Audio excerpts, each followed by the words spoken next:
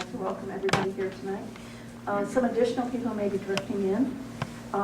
We'd also like to let people know there's a lot of food in the back of the room, courtesy of the recipes that have been put together.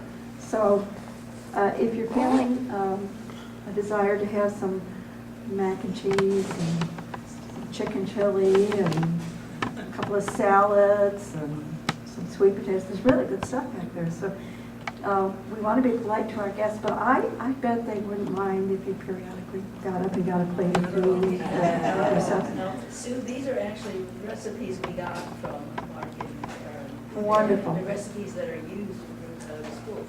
Oh, wonderful. So we get to try the food that the kids get to try. Wonderful. Very good. Well, our four guests tonight are Erin Summerly, Mark Bordeaux, Kate Miller-Corcoran, and Rachel Mishlet. And I'm going to give you a little information about each of them and then pass the microphone over to them. Erin, wave your hand. Okay, thank you, Erin. Erin Summerly is the director of the Food and Health Network program at the Rural Health Network of South Central New York. The Food and Health Network is an 8-county coalition working to link food access, health, and sustainable agriculture in support of a thriving regional food system and local communities. Erin is a graduate from Vestal, attended Loyola University of Chicago. She worked on an organic vegetable farm in Chelsea, Michigan, before returning to the area to start her career in food system development. Erin serves a variety of roles in the community, including as a member of the Food Bank of the Southern Tiers Advocacy Committee, leadership team for Farm to Institution, New York State, Management Committee for the Northeast Organic Farming Association of New York, Certified Organic, LLC, Board of Directors for the Center for Agricultural Development and Entrepreneurship out of Oneonta, New York, and Groundswell Center for Local Food and Farming from Ithaca. She's a member of the New York State Farm to School Coordinating Committee. That's it? Do you have time to sleep?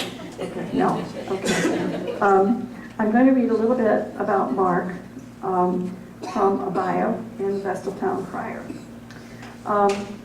Mark moved to Conklin in 1999 from Adams Center, New York, when he started his employment at Broome, Tioga as Senior Director of Food Services. As the Senior Director, he oversees food service operations for all 15 school districts in the Broome, Tioga which has a combined annual operating budget of $18 million. In 2017, he was named the National Food Service Director of the Year by the School Nutrition Association. From 2006 to 2015, he worked nights and weekends. Give me a second, turn the page.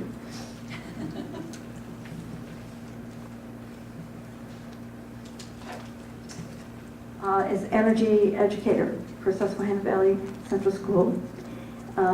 He said that during his 9 years in that position, he saved the district millions of dollars by cutting energy usage by over 23%. Very good.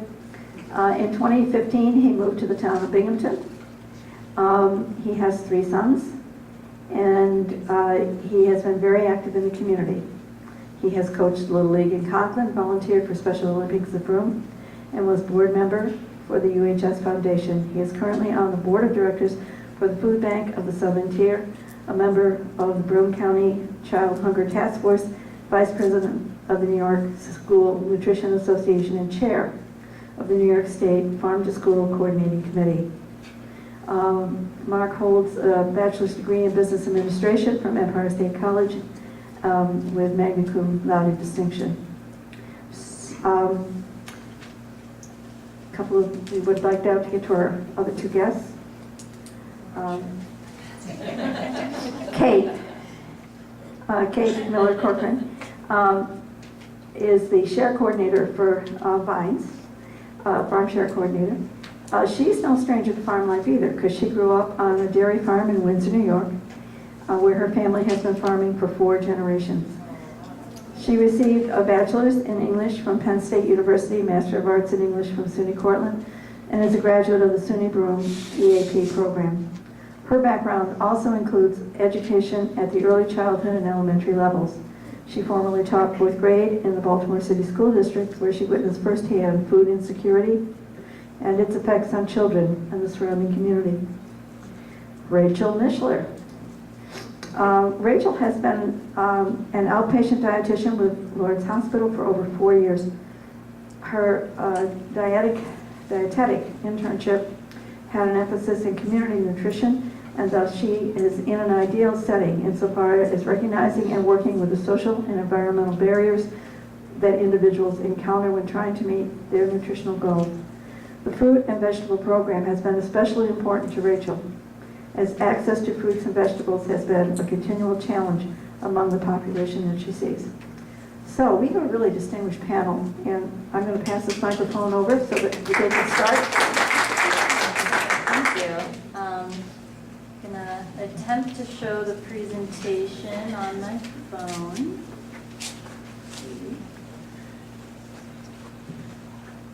All right. Great. Well, thank you again for having us.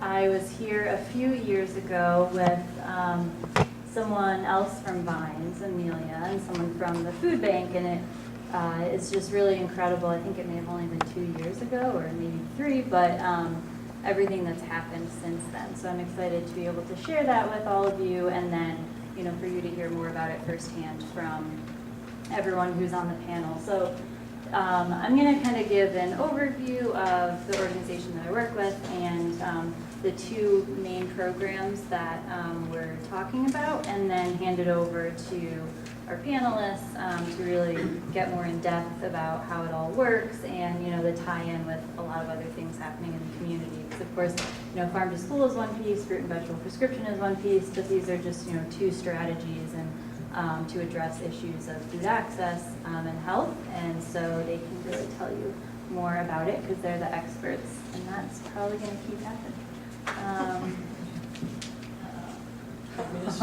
I'll figure this out. Okay, I'll hold it. Okay, okay. All right, so the Rural Health Network of South Central New York is a nonprofit organization. I'm used to saying we're based in Whitney Point, but we just moved a month ago, so we are based in Binghamton now. And the mission is to advance the health and well-being of rural people and communities. And so we do this in a number of ways, both through community health services, which is more direct case management, helping people get access to the care that they need, helping them to stay healthy as well. The Get There program, which is a transportation program, so it provides mobility management, helps get people to their doctor's appointments, and then also to what we call social determinants of health, so things that aren't necessarily a medical appointment but really impact your overall health, so access to food, picking up your prescriptions, things like that, also transportation to employment. And then we have a rural health planning and population health department, and then the Food and Health Network, which is what I'll focus mostly on, and that is, as you heard in the introduction, an 8-county network working on connecting food access and health in local agriculture and using the resources in this area to help address those issues of food access and poor health outcomes. So you can slide up. Yeah, so hear more tonight about the fruit and vegetable prescription program, Farm to School. We also run a regional volunteer capacity building program, and we have educational events, our Growing Health forums, and we also do a lot of different research and assessment projects as well, as well as food system policy and advocacy, which I'll touch on a little bit in the context of these projects. So Farm to School, I'll let Mark really dig into all of the the workings of how Farm to School happens, but really the overall goal of our Farm to School work is to both support local farms, develop new markets for them to remain viable and get food to a new customer base, and in the process, really help improve access to nutritious food for students. Because as Mark can share with you, a large number of students in this region rely on school meals, and so we're all really committed as partners to making sure that the food that they're getting is the best quality while supporting our communities in the process. So how we fit into all of this is that we currently are working through two BOCES systems with 21, soon to be 25 school districts, and we have a full-time farm-to-school coordinator, and her role is to really help connect all of the dots. So she, through our program, will do outreach to local farms, work with the schools, find out what they need, help with recipe development and menu planning as part of the BOCES team, help figure out transportation logistics, and then be in the schools to help with hands-on education and doing taste tests and helping with promotion of all of these things. So really just running the full range of, how can we make sure that the food is getting to the schools, that, kids are eating it, and then that they're learning in the process.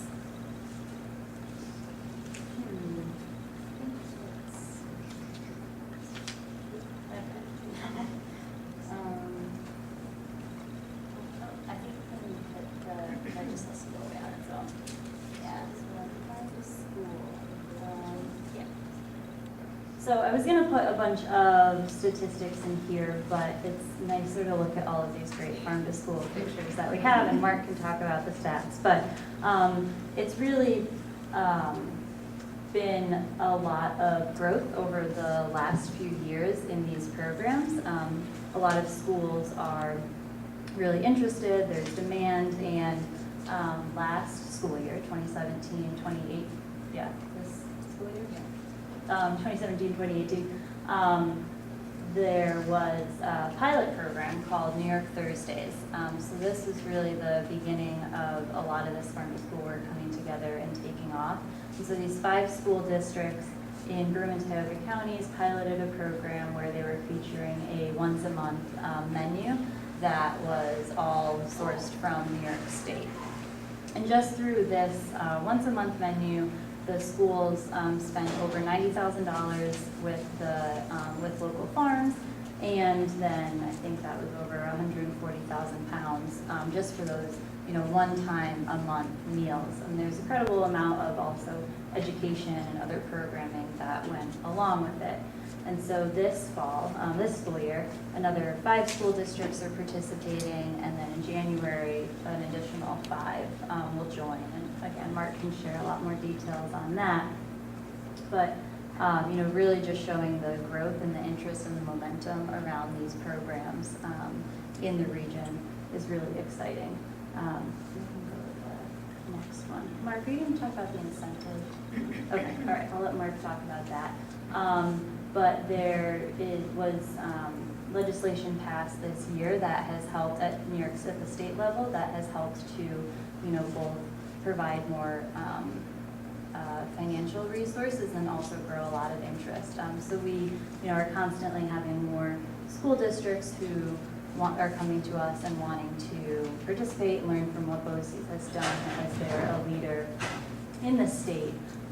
So one thing, you can't see them here, but this 2 weeks ago was the first, last week? I don't know. September is crazy. 2 weeks ago was the first New York Thursday menu of this school year. And, one of the things I just thought was so incredible was the number of teachers who had their students come and help shuck corn. So one of the local items on the menu was corn. So, we're really trying to, as the program grows, not just get more food into the schools, but find more ways to engage students and as volunteers and in leadership roles, things like, getting into the kitchen and being part of the process, which I think helps also with, how much they're going to be eating as well.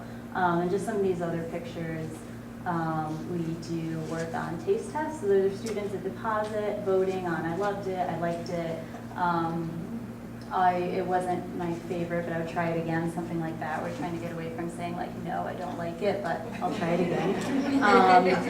This one over in the corner was students helping with that same taste test. There were high school students who were helping to prepare the roasted sweet potatoes and then serving them to the younger students. And this one is from Maine Endwell, where they have growing racks indoors, so they use that as education, and then also using that lettuce in the lunches, and then some students at the school garden in Johnson City. So really just an amazing amount of just school level, different ways that the schools are taking these things on and integrating it into education as well. So just that was context for Farm to School. I'm going to switch over to another one of our programs, the Fruit and Vegetable Prescription Program, which Kate will share more information on, and Rachel. But again, this is another one of our programs where we're really trying to connect the dots. So we, this question, which you can see, why isn't the health sector working to better utilize our agricultural assets, fresh, nutrient-dense food to address diet-related chronic disease and food insecurity? That's pretty much the whole reason behind the mission of the Food and Health Network. And so our, response to that, and something we've been really interested in, is, how do we better integrate all of the things that we're doing as a community with healthcare? And so this Fruit and Vegetable Prescription Program was something that we wanted to pilot as a strategy to start to work on that more. So in all of these, we can go through these quickly, but just kind of to, set the stage. There's a whole amazing body of evidence out there, and Rachel's our medical professional here, not me, but, that really just support this, fact that food insecurity has very real and serious consequences on health outcomes. So, things like making your conditions worse, increasing healthcare utilization and healthcare costs, ER visits, all of these kinds of other outcomes. And again, with some of the conditions in adults that are related to food insecurity, and it's just a pretty staggering number that research has shown that health-related costs of hunger and food insecurity at $160 billion.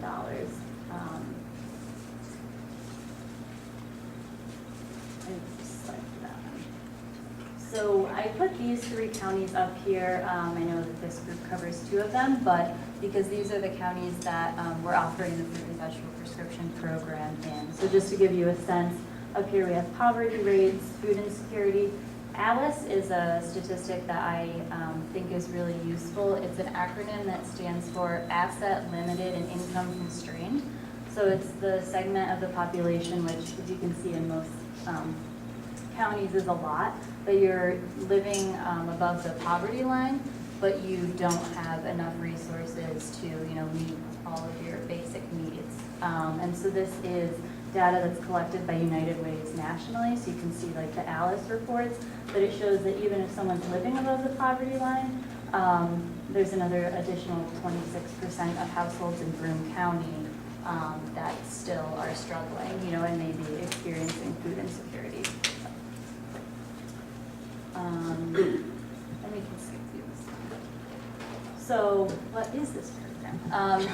So the Fruit and Vegetable Prescription Program is really a strategy to prevent and manage chronic diet-related diseases. We are working through funding through a organization called Care Compass Network, which is Medicaid funding. So we're specifically working with adults who participate in Medicaid and have a chronic disease.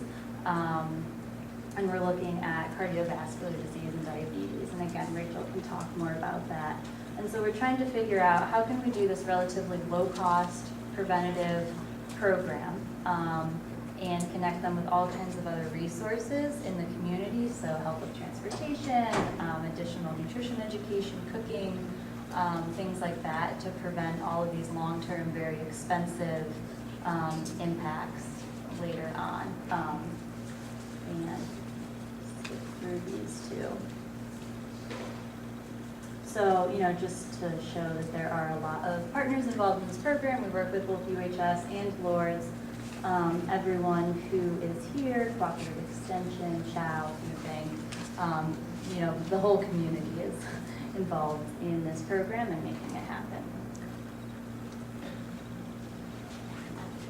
Okay, so during the first year, 80 people participated in the program, and we worked just with 2 primary care offices in 1 county, and there was so much demand from the providers and the participants that this year there are 230 people enrolled. We're working in 12 primary care offices and 2 hospitals across 3 counties. And once a patient gets enrolled in the program, they get a voucher, a booklet of vouchers, which looks like a coupon book. And over the course of about 6 to 8 months, they get up to $360 that they can spend at local farmers markets, at Farm Share, through Vines, which Kate will talk about, at a couple of rural grocery stores. Because while we really want to, have as much money going right back to local farms, rural grocery stores, really struggle, and we want to also help, support the viability of rural communities as well, even if it's not going directly to a local farm. And there are dietitians, wellness coordinators, community health workers who help to implement this program as well.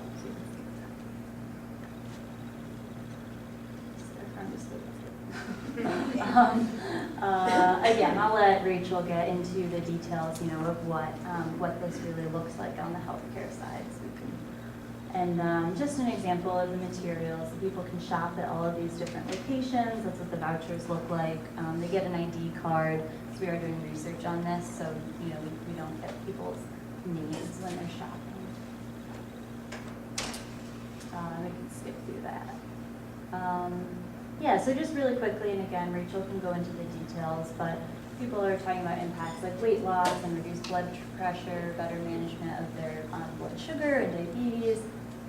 I think one of the things that's been really impactful to me to hear, when I'm asking people for like, how's it going? What are your participants saying, and what's the impact? Is a lot of people talk about the sense of relief in their patients that they're working with, or in the people who are shopping, at Farm Share, and it's just one less stress in people's already very stressful lives. And there's all kinds of research, obviously, on what stress does to health, and so having this program to do that, people talk about it allowing them to take risks, which when you have the resources to buy fresh produce, you don't think of trying something new as a risk. But with people with limited resources, you're going to buy what your family's going to eat, and so that just sort of another impact that we hadn't been thinking of. We had been thinking about a lot of very straight health data and things like that, and then the other ways that it's affected people's lives, I think, has been really really interesting. Yeah, just a quote from a participant. And again, one of the other things is that it might just be 230 people participating, but they all have families for the most part, multiple people households, and a lot of feedback about intergenerational cooking and multiple generations being part of the program, which I think is wonderful. And Rachel can touch on this stuff, so you can keep going.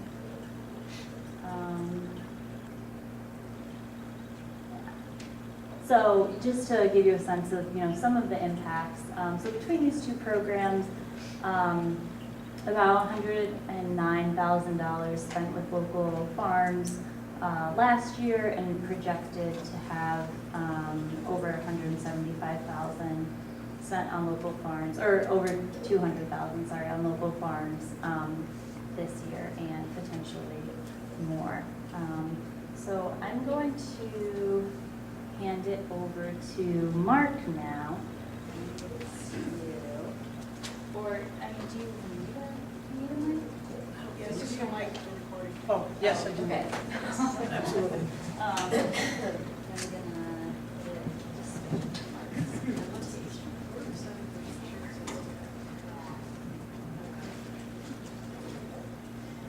just So I guess just to, while I play around with this, Mark, I just, So I'll do a little bit, I can do a little background about the Okay. program. So through Broome Tioga BOCES, we oversee the school lunch programs for all the districts that are part of Broome Tioga BOCES. 3 in Tioga County, 12 in Broome County. And through that, we serve almost 13,000 breakfasts a day, almost 18,000 lunches a day. We have enrollment of about almost 32,000 students combined with all the districts. As Erin mentioned earlier, our budget is $18 million, which is food, labor, paper, anything that costs to run a business. What many people don't know about our program is we are self-sustaining. We are just like a business where our revenue comes from the sale of meals.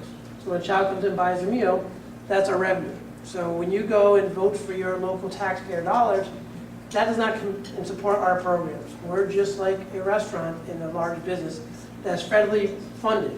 The federal programs reimburse us depending on if it's free meal, reduced meal, or paid meal. We've done tremendous program expansion. In the last couple of years, we've increased our summer meals program. We have summer meals in 13 of our 15 school districts in Broome and Tioga County. We do a lot with snacks in the classroom. We have 2 districts that do fresh fruit and vegetables in the classroom as a mid-morning snack. Binghamton and Union Endicott, we do that as well. We have after-school snacks in many of our districts.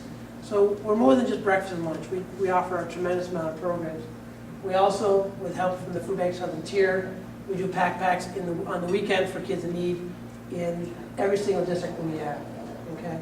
We have tremendous poverty in our area still. 62% of our students who attend our school districts are free and or reduced students, which is tremendous. Right now, we provide a lot of breakfast and lunch for free to students. Right now, we have 21 buildings that offer free lunch to all the students between our 2 counties. We have 40 buildings that offer free breakfast to every single child that comes through. And it could be in a breakfast after the bell scenario, where we're doing breakfast in the classroom.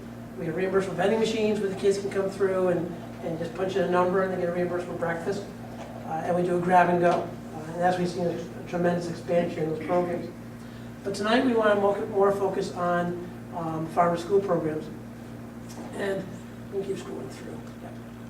And one of the reasons why is, if you look at this map here, over the last 15 years, we've seen a tremendous change in childhood obesity issues. It keeps on changing every 15 years. But this stat, I believe, is from 2014, 2016. Currently in New York State, 25 to 30% of the children in New York State are considered obese, which is a tremendous increase over the last 10 years. So we feel it's very important to, not just for the children, mainly for the children, because we want to get those healthy, fresh fruits and vegetables to them. We believe it's also very important for the farmer and for the economy, but most important, we want to get the freshest, healthiest foods to our kids every single day. And one of the main reasons we want to do it is because we got to. Somebody's got to do it to try to change the outcomes that we're currently seeing with child health.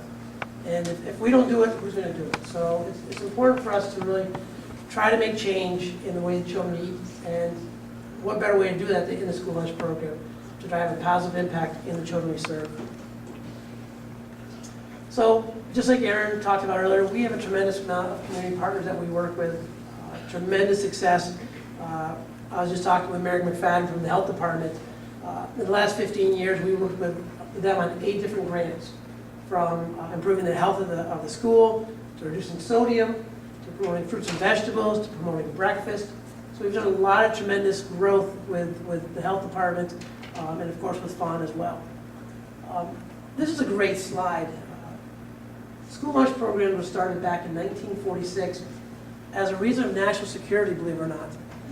After World War II, the president felt that many of the children that were going in to be recruited were malnourished. They had rickets, they were not healthy, and so when the war ended, they started the National School Lunch Program for 2 reasons. 1, for national security, and 2, because after the war, there was a tremendous boom in farms. And they wanted an outlet for those farm fresh products to go to. So that outlet was schools. And this is a great graphic because this is one of the first promotions.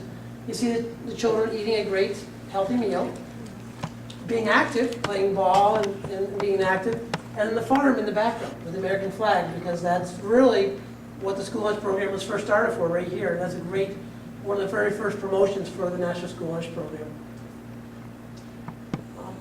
Our farm to school program, we've been doing farm to school probably since 1999 in a small form. You know, we've been able to get local apples possibly. Usually our milk is New York milk. Carrots once in a while. We were able to get cider for a little while, that was a New York product. But never anything that was self-sustaining, that really was growing and expanding. But we always tried. You know, we tried forever to grow a program. And then 3 years ago, through New York State Food Nutrition Association, we lobbied hard to get some farm to school funding. And through that program, the Ag Markets came out with a grant for $750,000 to promote farm to school programs. And FON was the first one to apply with Broome Tioga BOCES, and that was to try to create a sustainable transportation system to get farm to school programs going on. And that program happened where we found a local farmer that was actually up near Watkins Glen, couldn't get the apples to us. So we were with the Food Health Network and some other in Binghamton schools was to create a system where the food bank that sells here would pick apples up from the farmer and bring it back to our school districts in Binghamton. And it was kind of creating a transportation problem that we're trying to solve. The second year, BOCES applied and worked with FON directly, and that's where we really saw the growth and expansion of our programs. Through FON, we hired as Aaron mentioned, a full-time farm school coordinator who really helped us coordinate the efforts. It's a great program, but it's a lot of work. And for school lunch directors, they have a lot of paperwork to do already with all the regulations, the menus, the diets, the budgeting, the ordering. You know, farm to school was always important, but just could never spend the amount of time we needed to. Where when we hired the farm to school coordinator, that really is when we were able to take off. And we created the New York Thursday program, and we started small with 5 districts. And it really became a popular item with administration, students, teachers. It really became the most popular menu item of the month. Every single month was the New York Thursday program. Great promotions, and just the benefits of it was so tremendous for the students. The farmers had so much pride in what they were providing the kids. They couldn't wait till New York Thursdays. And we've seen the economic impact, tremendous impact. Aaron mentioned the incentive. Each year, since the first $750,000, the grant money is expanded from $750,000 to $1 million. To this year, they put in the governor's budget $1.5 million. Along with that, this year there was incentive in the budget and passed that if a school district purchases 30% of their lunch products from New York State, if there was a grow and raise or process in New York State, that the school district would get 19 cents in reimbursement to help support those programs, which is tremendous. As I talked about, our food, our budget is $18 million. 40% of that is for food, which is about $7.2 million.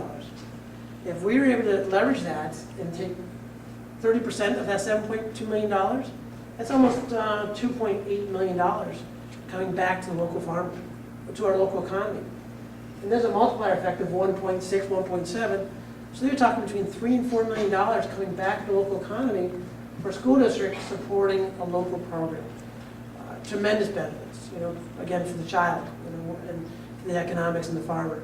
We're no longer buying a Washington apple that travels across the country for a week or two to get here. Just imagine the energy that takes to get from Washington to here. Now we're getting an apple that's picked 2 days before we serve it.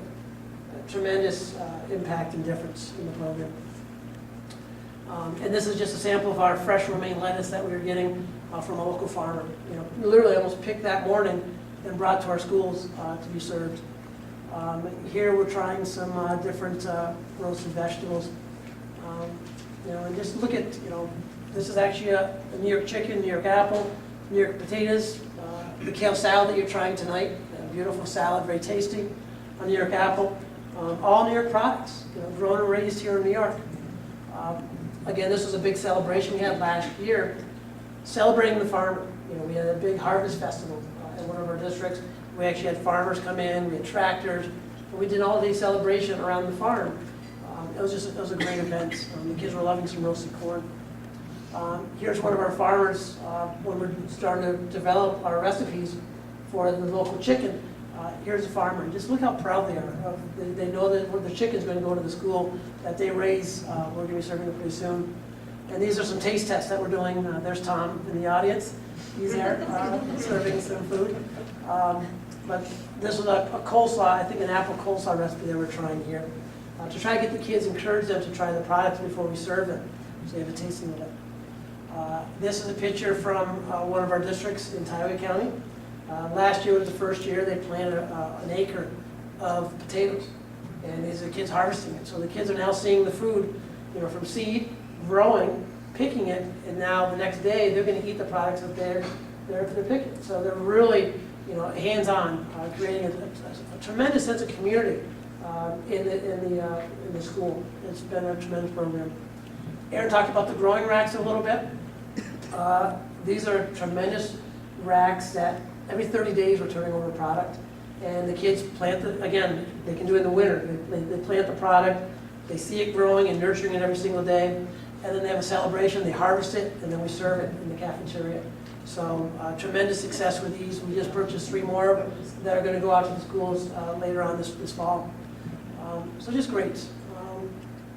And I think I'm going to stop there. Yeah, I guess I would just ask before we turn it over to Kate, I just want to ask, are there any things, what are you most excited about for this upcoming school year? Other things that are on the horizon? Sure. In terms of from school projects or just other ways that, BOCES and the schools are helping to increase access? Yeah. Farmer school, we just added 5 more districts. So we're in 10 districts right now for farmer school, New York Thursdays. And in December, all 15 districts will be farmer school with the New York Thursday. So we're pretty excited about that. So Aaron talked about 90,000 pounds just serving it once a month for 5 districts. Now when we add 15 districts, we're going to have almost 300,000 pounds, if not more, of product that we're going to serve in those programs. And again, the amount of impact. Breakfast, again, we keep expanding farm school, but breakfast is tremendous, has a tremendous impact on hunger in our area. As breakfast has proved to be a tremendous problem solving food insecurity. And we've gone from in 2 years serving 6,000 breakfasts a day to almost 13,000 breakfasts a day. And we keep expanding that to try to improve that. Those things we're most excited about right now. Farmer school, we're trying to, one of the barriers that we've been having, that we're trying to solve is transportation.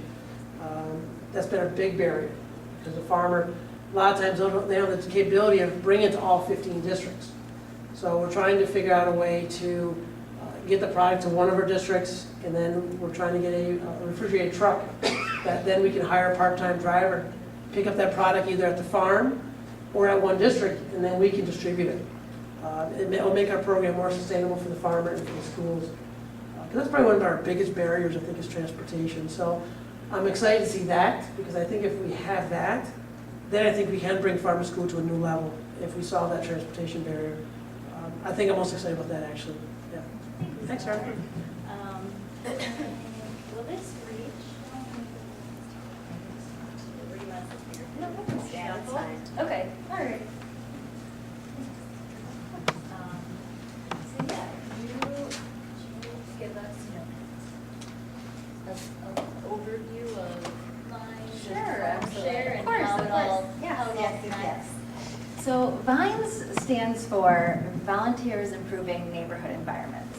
So that's the first thing to start with. We do have a very long name, so we just go by VINES. Our mission is to create a just and sustainable local food system, and to be part of that. So we have many different programs that work to maintain that. We started in 2007, and we solely relied on volunteers at that time. We had nobody that was actually paid to do this. And what Vines started doing was with community gardens. So there were vacant lots in the city of Binghamton, in areas that needed access to fresh vegetables. So what did we do? We started to build community gardens in those areas. Right now, we are on track to build 20 gardens by 2020, which is very exciting. Last year, we started having our gardens outside of the city of Binghamton, which was also very exciting.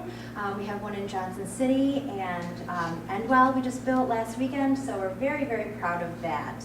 Another one of our programs that's working towards our just and sustainable food systems is our urban farm. Our urban farm is 4 formerly vacant lots down in the center of the city of Binghamton. Some people don't even know it's there, but it's there. If you're driving down Susquehanna Street, it's just off of that onto Tudor Street. And that is where we grow the vegetables for our Farm Share program, which is my program. We also have our Grow Binghamton Youth program there, and we employ City of Binghamton youth for 6 weeks every summer. This past year we grew to 20 youth, and they come every single day for 6 weeks, and they learn about farming, they learn about what it's like to have your first job and work with other people, which is sometimes, exciting and a challenge. We also take field trips to other farms to learn different ways of agriculture, and we do a lot of things such as financial literacy, taking them to local colleges, just to give them a well-rounded experience, not just working on the farm. So that is a wonderful program that we're super, super proud of. We've been doing that, I think, since about 2010, and we've had lots of alumni. We now have alumni that are working for us. We have alumni that are on our board, so we're really, really proud of that program. Our other 2 programs, one is our educational program, the Green Thumbs Workshops, and that starts late February and goes into early November. And we do workshops on everything from seed starting and gardening 101, farm share 101. In the middle of the summer, we're doing some harvesting workshops, grilling workshops, and then in the fall this time of year, we just did a soup workshop, which was really fun. And we'll do a garlic planting workshop. So we're really trying to enhance everything that we're doing by educating all of our community members. And then, of course, there's Farm Share, which I hope I don't talk about for too long. Farm Share is meant to bring affordable access to vegetables to everybody in our community. So we, of course, know that there's a lot of areas of Broome County and beyond that don't have access to grocery stores, that don't have access to easy transportation to our farmers markets. So what Farm Share does is we go into those communities with our program to community centers, to churches, to elementary schools, and we have a distribution location for our CSAs. Now, a lot of people don't know what a CSA is, and that's okay. That's what I'm here for. A CSA stands for Community Supported Agriculture. And what that is, traditionally, and it's an agreement between a farmer and the member. And so, at the beginning of the season, traditionally, the farmer says, okay, if you give me $600, I can grow you food for a season. So the member gives that farmer food, or gives the farmer the money, and the farmer goes and buys the seeds and amends the soil and all those things. And then throughout the season, in return, they get a box of vegetables. Well, of course, people in low-income situations cannot afford to pay $600 at the beginning of a season. But these are wonderful vegetables that need to be in these communities. So what Farm Share does is we work with our local farmers to make those payments flexible so that people can pay once a month, they can pay twice a month, and we work to get grants, sponsorships, donations to be able to supply a 25 to 50% discount for people. So income eligible folks are paying half of that, and they're paying it throughout the season. So we're very, very proud of that. We work with 4 local farms. We usually put back about $60,000, so I'm not in the thousands and thousands, but $60,000 for our little program feels really good, back into our local farms every year. So we're very, very proud of that. Something that's very, very important that goes hand in hand with our program is our member education. So we know the access isn't enough. I can give you vegetables, but if you don't know what to do with them, they're just going to go bad. So we're very proud of what we do for our member education. Every week We do a sample, we do recipes, so just like you're eating today, we have that at every site. When people sign up with our program, they get a binder, and that binder has a sheet that you take home and you put right on your fridge, and it is exactly everything you should do to put it in your refrigerator. Because if you don't even know how to store vegetables, they're gonna go bad, we all know that. So it's how to store them, how to cook with them, how to store them long-term, because we had a lot of feedback that people said, I'm getting too many vegetables and they're going bad. Well, you can freeze them, but people don't know that. So we had to work on that educational piece. So we're very, very proud of that. And I think that goes hand in hand with what the fruit and vegetable prescription program is doing, because our members that are in the fruit and vegetable prescription program are also getting education from their dietitians like Rachel. So they are learning why it's important, and then they're learning how to do it. So we're really kind of wrapping that care around and doing this amazing thing to let people know exactly why it's important to be utilizing vegetables. Yeah, so one question that I had was how does FarmShare participate in the fruit and vegetable prescription program, and then what kind of impact does that have on your programs? What do you hear from participants? All right, so if people want to sign up for the FarmShare through fruit and vegetable, normally their dietitian will give them a recommendation. I mean, you could really probably talk about this better than I could with that part. But they get the recommendation to come to FarmShare, and it's very simple. They just come with their vouchers and pay just like it was cash. So, people can use their EBT benefits, people can use their, cash, and they can also use their vouchers. So it's not very different. And it has a huge impact. About 20% of our sales now are fruit and vegetable prescription program sales. So it's a very big impact. So we discussed at our first visit, which I'll talk about, we discussed options where people can use their dollars. So we might have given a little introduction to Vines prior to their calling you. Right. Which, Yeah, so they already know what Yeah. they're in for, kind of. right, a little sign up. summary. Yeah.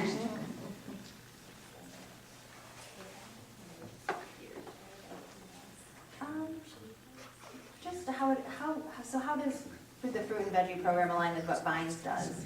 So Vines really looks to the root causes of what is happening. So instead of just giving people vegetables, we're helping them learn how to grow vegetables. So with the fruit and vegetable program, this is a root cause of health, chronic health disease, is the lack of nutrition and access to fresh fruits and vegetables. So to be able to have that is really part of what Vines is doing. So. Rachel, do you want us to pass these down, or you want us to I can go with the flow. Okay, great. Thank you. Hi, everybody. I'm Rachel. I'm an outpatient dietitian with Lourdes. I work primarily from 303 Main Street in Binghamton. So in my years of being a dietitian, a reoccurring theme I hear among people is the challenges with purchasing fruits and vegetables, when you're trying to manage just day to day financially. So when we were approached in the spring of 2017 about the fruit and vegetable voucher program, we were very excited to be a part of it, and we had full support from everyone at Lourdes to just start with this program by taking time out of our schedule and to make it happen for our patients and clients. So anyway, it was really astounding to me, but not to too much of a degree, when Aaron had given us the posters to hang around at this stage in 2017, it was one clinic. I literally had about 15 phone messages the next day from people who wanted to participate in the program. If you could see the flyer, I wish I had brought one today, but it says in big letters, get $360 worth of money to buy fresh fruits and vegetables. So we had committed, I believe, in 2017 to take on 50 people. That's how much we felt we could take in our schedule. We were full within a week of people. So we were getting referrals at that time from the providers in the clinic at 303 Main Street. And the referrals continued to come in. We had so many referrals, we had a large waiting list for this year. So just to give you an idea, just how it's grown first, and then I'll get into the details about each visit. So last year we had about 50 people. So in the meantime, from last year until this, we've hired 3 other outpatient dietitians in some outlying areas. Whitney, we have dietitians that cover Whitney Point, Hancock, Vestal, Endicott, Richford, Upper Front Street. So now those 3 other dietitians are also seeing people this year for the fruit and vegetable voucher program. So we're able to reach some of those areas where it was not feasible for people to travel and come and see me at 303. So it's been fantastic. So as Erin was explaining, we have 3 visits, visit 1, 2, and 3. Each visit, people get a booklet for $120. So our initial visit, I would say, is probably the longest because we do the enrollment paperwork. They fill out surveys with each visit. The surveys are just to kind of gauge how the program is impacting their health and their knowledge about fruits and vegetables. We always include a nutrition education component. And Kate was touching on some things that I've noticed where you're really learning. You might start off with an education. So for instance, this year we started off with a piece from Cooperative Extension about how to store fruits and vegetables. We might start with that, but with questions at each visit. What are you buying? What are you preparing? We can really learn about how comfortable people feel with the different fruits and vegetables. So, for instance, how an education might become more personalized. So if I'm talking to someone and I'm asking what they got, everybody comes in with a smile. It's a very, very nice feeling.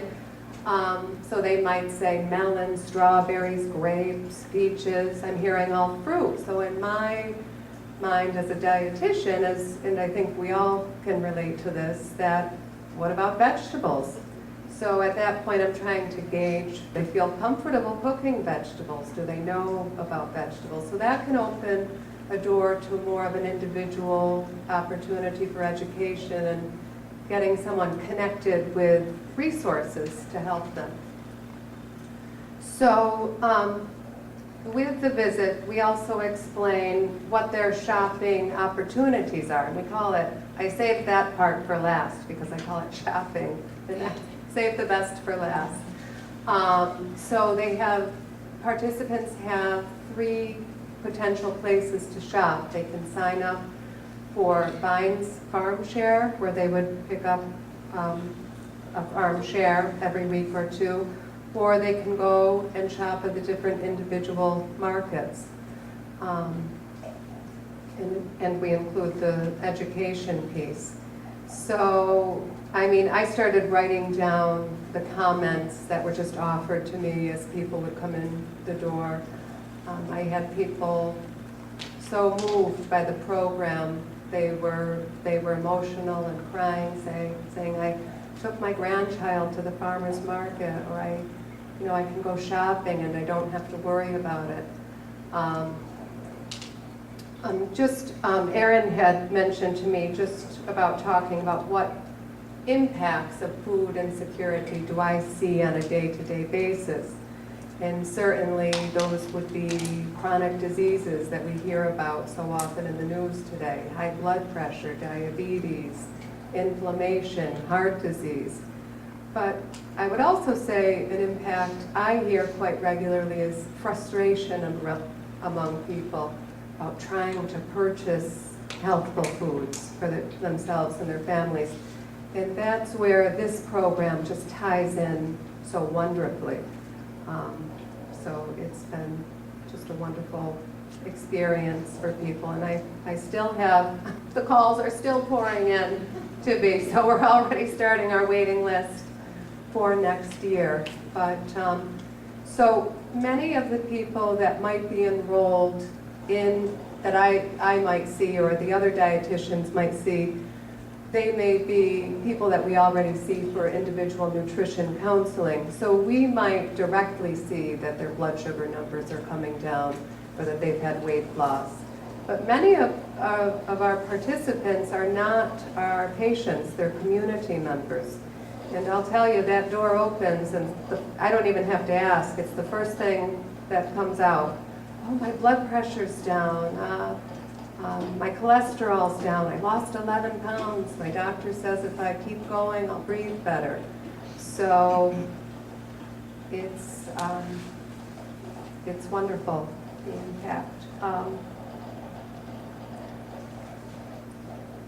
So as Erin had mentioned earlier, just about some of the impacts, the benefits of the program that I've noticed firsthand, certainly those statistical numbers, like numbers coming down, improved blood measures, but also this just greater sense of autonomy in having a part in one's health, the ability and that is always, I'm always talking when I'm, just helping to try and help people make small changes, about that domino effect of benefits. You can start with one little change and it impacts another. I'm drinking more water, I'm walking more. So I've definitely seen that among people with the fruit and vegetable voucher program. So. Jill, one other question I had for you just was how some of the other innovative things that you're doing now at 303. Oh, yes. Yeah. Well, this year, we were talking, we have 303 Main Street is now a farm share location. So the Vines program is there every Thursday. And it has just generated this excitement in the building. People come in, they pick up their farm share. There are other people in the waiting room. They're like, what's going on in there? Like they see people coming out. So I'm available at that time to talk with people. So it's getting everybody involved. We also started some classes for the community with Cornell Cooperative Extension. So this is just hoping to keep growing. Yeah. Yeah. Awesome. Thank you all. I think now we'll just, I have some questions in mind, but does the audience have, any of you have any questions about any of the work going on? Well, first,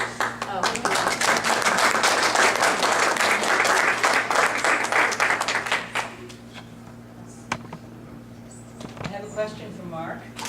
Among the school districts, there's lots of different cultures and ethnic minorities, and are those represented in the school lunch menus or breakfast menus?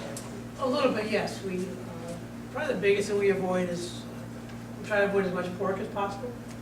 Pork is, we're having a much larger Muslim population, and pork is something they just can't have. So we either avoid it or we clearly distinguish it on our menus as a pork item. We're doing more vegetarian. We have salads, fresh salads available every day. We're having more salad bars. We're doing more fresh fruits and vegetables. But that's about it. Ethically, we do tacos and Italian food stuff once in a while. But for the most part, that's it. Good question. Thank you. One of the things along those lines, yeah. Well, we're, evaluation and, data and all those things, getting feedback are so important. And so we are going to start working with Cornell Cooperative Extension educators who they're already in the classrooms doing education for like 4-week series, and they're already doing surveying. So we're going to be adding a few questions onto their surveys to get students do you know what New York Thursday is? What do you know about farm to school? How much are you eating these? What are your thoughts on them? And we're thinking about adding some kind of question along those lines. I don't know, trying to get student feedback, because then maybe we could work that into a taste test or about recipes that they're eating at home or things like that. So maybe gauging some student feedback, because we hold these taste tests to get student impact, input, and then affect the recipe like development process. And so that might be a way that, you know, some of what kids are eating at home could possibly end up. We also have a lot, we also have a lot of restricted diets that we take care of. Student ecstasy has been more popular with a lot of gluten-free lately. It's been our biggest push, so we also accommodate that as well.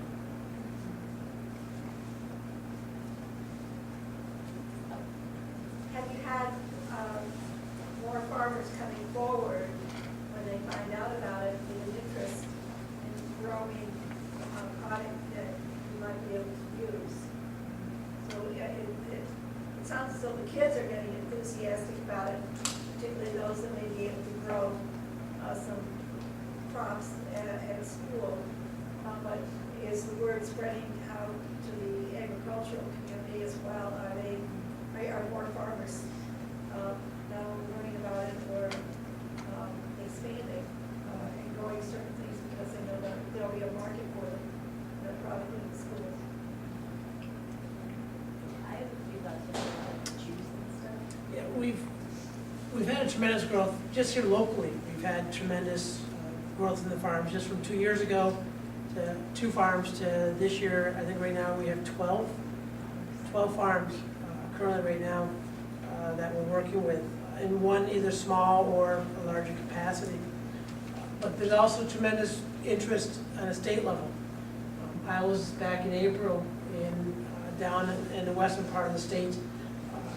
Concord grape growers are seeing a lot of grapes go to waste. They can't seem to find the markets, and they're seeing a lot of waste in grapes. So we had a summit on grapes, and we found that possibly schools could be a great outlet for grapes for grape juice. And from that, we started a conversation. And there's actually a company out of Long Island who's going to build a plant in the Hudson Valley to process Concord grapes to be able to serve it in the schools. Just an example of talking, communicating, get the word out. It's a great success story. You know, and now we had a product that was not doing so well, now to possibly expanding even growing more grapes because of this product. So that's a good example of, you know, where the farms go after. Yeah, I would also add to that, you know, we had, to Mark's point about things growing a lot, you know, we used to have occasionally a few farms who would approach us, but most of the time it was us, you know, having to seek out those farms, do a lot of work to seek out the farms that wanted to sell. A lot of it is just because it is a lot of logistics, it's a lot of building. Not everyone's used to going through like a bidding contract process, but with this new reimbursement incentive that Mark talked about, there's more money, and that brings everyone to the table, right? Because there's potentially for them to get paid, you know, not necessarily get paid more because it still go through the bid process, but you know, it helps generate more interest because it is schools work within a very limited budget, and you know, you're trying to pay fair wages to the farmers who are producing the food, and this helps. Question?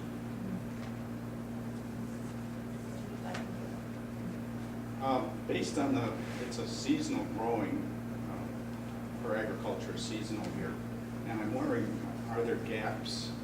And for instance, Vines is going to be wrapping things up in 2 or 3 weeks with their urban garden. People have been getting wonderful things there, but then is it cut off, or are there ways that food is preserved so that there's a steady distribution of food throughout the winter months, for example, or during the school vacations? I wonder how, if you're thinking in that way, how those gaps might be filled. Apples, for example, are stored well in the winter, so our local farmers are carrying apples all the way through, you know, in some cases March or April. We have romaine. We have one farmer. We had one farmer last year, and another farmer this year that has houses that they're going to grow romaine all year long. We're also working more with, you know, protein farmers, so you can get the beef and the chicken all year long. And some of the root vegetables are available longer in the year.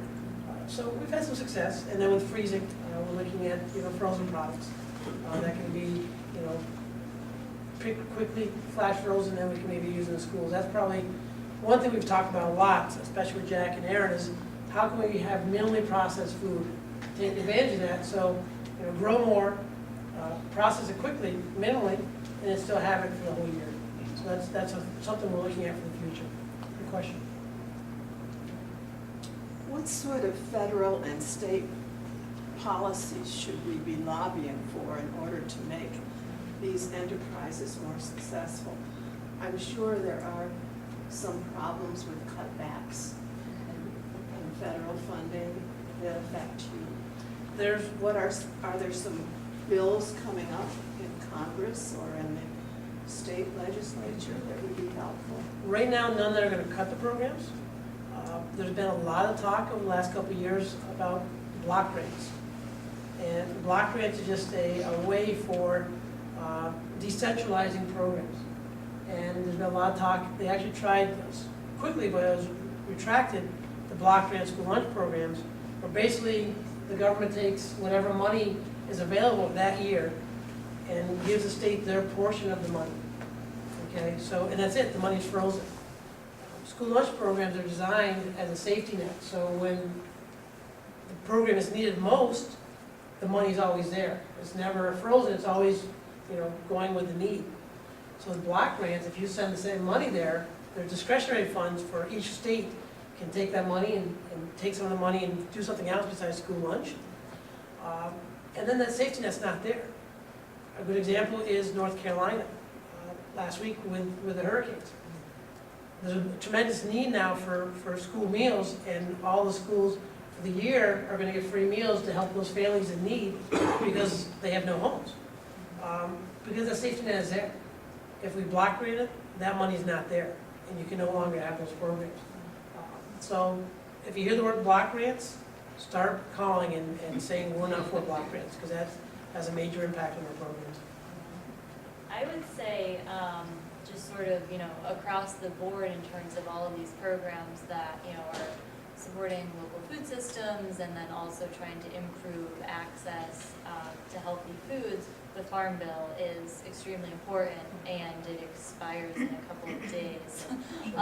So, Farm Bill is a massive piece of legislation, reauthorized every 5 years, and Tom's more of our policy guru, but it's just no one's agreeing either side of what is going to move forward. So I don't know exactly. I mean, at this point, it's probably not going to be reauthorized exactly when it needs to, and then what happens next is a whole other concern. Some programs will have funding that continues, some will not, and will sort of be in limbo. But the Farm Bill is 80% of it, I believe, is SNAP funding, so formerly food stamps. So it's really more of a, a lot of it is emergency, food programs. And then, there's a whole other massive part that's conservation programs and things like, things for commodity crops, and also a lot of the programs that help fund work like this, the Farm to School program isn't in the Farm Bill, it's in a different one, but things that help support, development of farmers markets and helping to support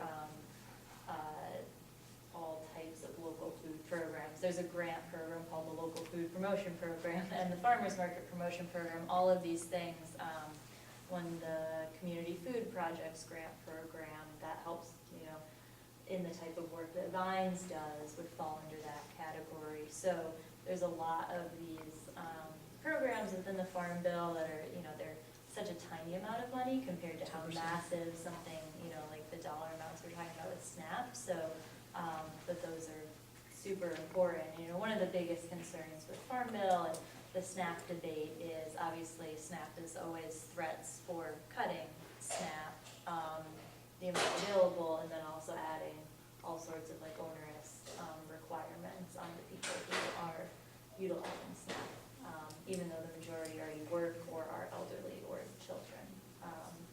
I don't know if you guys have any other that directly affect your programs of state or even, I guess, local.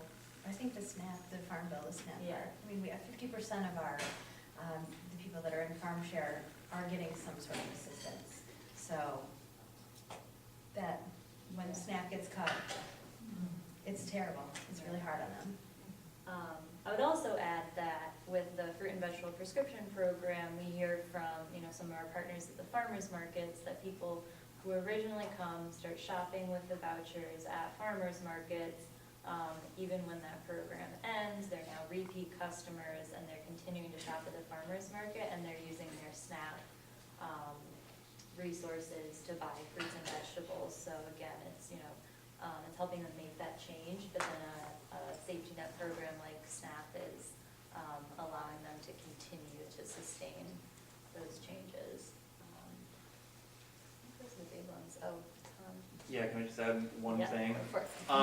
Yeah, so in the immediate, next week, one thing that everyone here could possibly do is, because the Farm Bill right now is stuck in committee, a really bad version of it passed the House and a much better version passed the Senate, and right now they're trying to come to an agreement to put those two together, but it doesn't look like they're going to be able to pass it by the deadline. So one thing you can do is call your Congresswoman here and ask that she would vote to extend the current Farm Bill, which would just give them more time to come to an agreement on the next one. That's really important, because if they don't extend the current one, then a lot of those programs that Aaron was just talking about will, for the time being, have their funding completely cut. A lot of different grant programs, conservation funding. Nothing, SNAP's not in danger because that's all on permanent funding.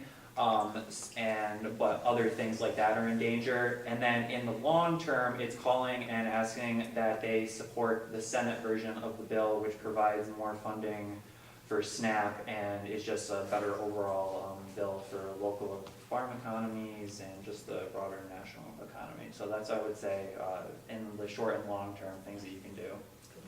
Thanks. Awesome. Question for Kate and anybody else. Is there a time limit to how long a person can be part of your program?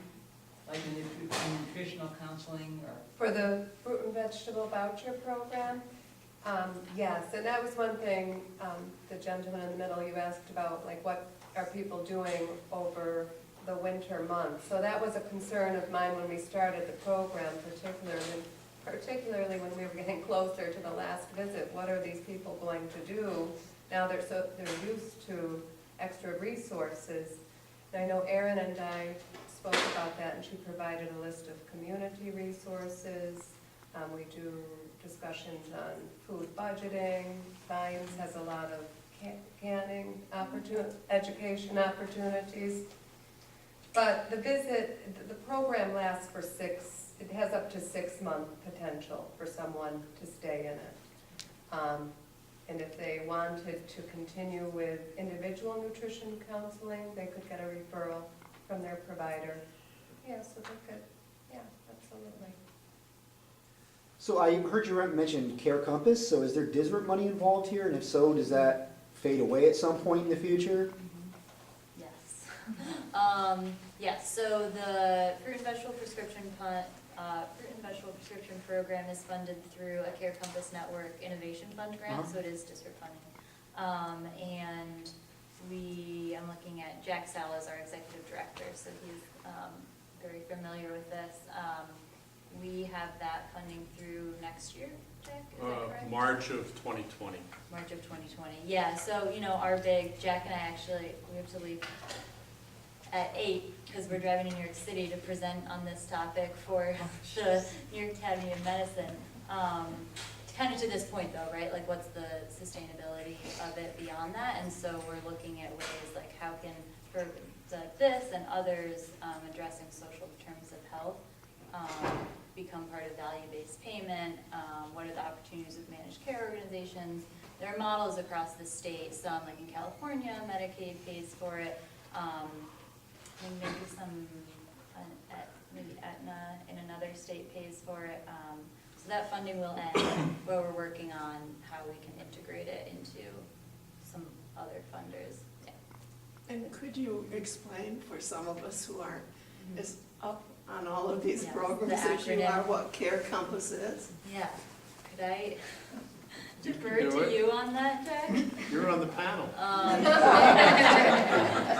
tired. So, DSRIP is an acronym, Delivery System Reform Incentive Program? payment program. Payment. Oh, gosh. I'll have this down for tomorrow morning. And Care Compass Network is a regional entity that it's Medicaid redesign, so redesigning. So it's a federal program. It's federal funding implemented through the state. New York State got a Yeah. waiver to do this redesign program from the federal government. So we're using the money in very different and creative ways to try to transform how healthcare is being delivered. And these innovation projects are part of that strategy. What can we do differently to get better health outcomes, save money, and improve the health of individuals and communities in the process? And if New York had not been granted the waiver, what would have happened? It would have been business as usual, and that it's a 5-year program, and it sunsets in March of 2020, and no one's really sure if it's going to continue, and if it does, to what extent. But the idea is to move to what Erin was talking about, this value-based payment model, where they want to change the way that they pay for healthcare so that it's more performance-based, outcome-based. And so if we can show through programs like this that you get better health outcomes, then there would be a reason for health insurance companies, managed care organizations to invest in things like this, which we think is a really good direction to go. Hence the attempt to gain robust data from these projects. Great. Yes, yeah, and I didn't mention it, but we are working with Binghamton University and Dr. Yvonne Johnston, who she actually just started their Master of Public Health program, but she's helping us with some of that part of it to get good data, really to, as Jack said, develop this return on investment, or hopefully develop a good case for return on investment for the future of this.